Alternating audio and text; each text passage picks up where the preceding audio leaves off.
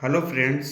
आज मैं आपको बताऊंगा कि गांव में अगर आप रह रहे हैं और गांव में किसी प्रकार का आपके पास रोज़गार नहीं है, आप पढ़े लिखे हैं या कम पढ़े लिखे हैं या पढ़े लिखे नहीं हैं, और आप हमसे अगर ये पूछते हैं कि सर हम गांव में फ़िलहाल रह रहे हैं तो हम क्या करें, तो हम आपको एक लाइन में अगर आंसर करना होगा, उत्तर देना होगा, तो हम आपको यही कहेंगे कि आप गांव छोड़कर शहर चले जाइए।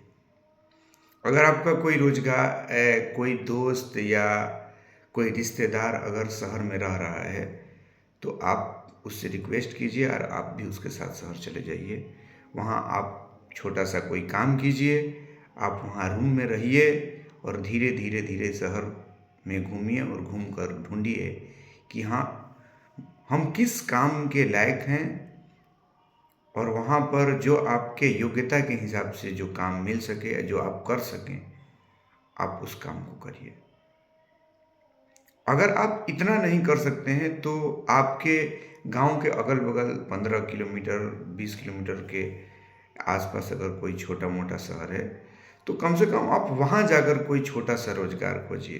कोई बहुत बड़ा रोजगार नहीं कर पा रहे हैं, बहुत बड़ा आप दुकान नहीं कर पा रहे हैं, तो कोई छोटा ही सही आप कोई जाकर रोजगार ढूंढिए या कोई रोजगार आप कीजिए।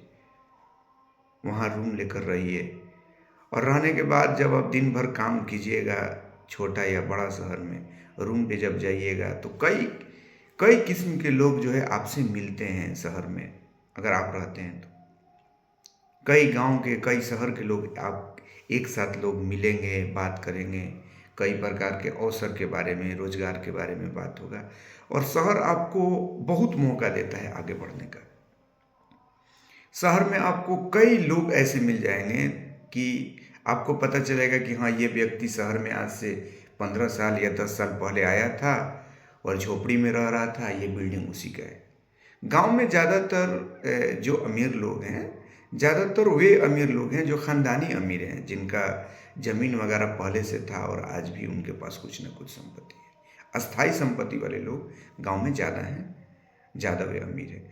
लेकिन शहर में ऐसे बहुत से लोग मिल जाएंगे जो आपको मोटिवेट करेंगे, और बहुत शहर मौका देता है। वहाँ हजारों रोजगार है। आप जैसे ही सुबह निकलते हैं तो फल के दुकान, सब्जी के दुकान, फूल के दुकान, मिठाई के दुकान, कल कारखाने, हजारों किस्म के कारखाने, ऑफिस, फैक्ट्री और कोर्ट कचहरी, पुलिस, कई किस्म के पार्ट्स पुर्जे की दुकान, कई किस्म के काम और रोजगार आप देखते हैं।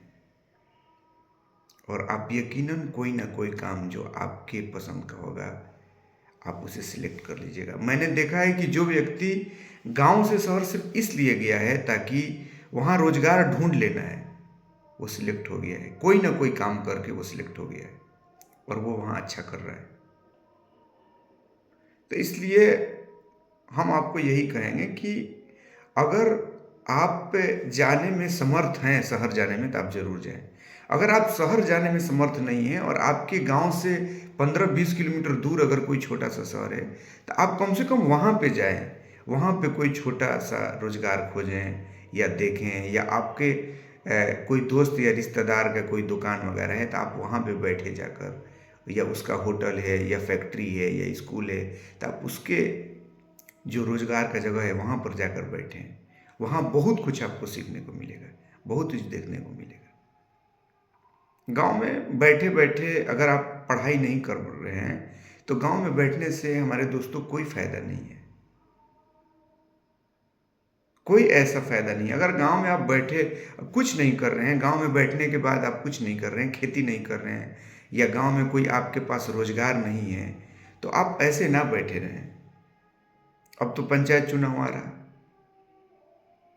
तो इसलिए हम आपको यही कहेंगे कि अगर आप गांव में हैं, रोजगार के तलाश में हैं, तो आप शहर जरूर जाएं।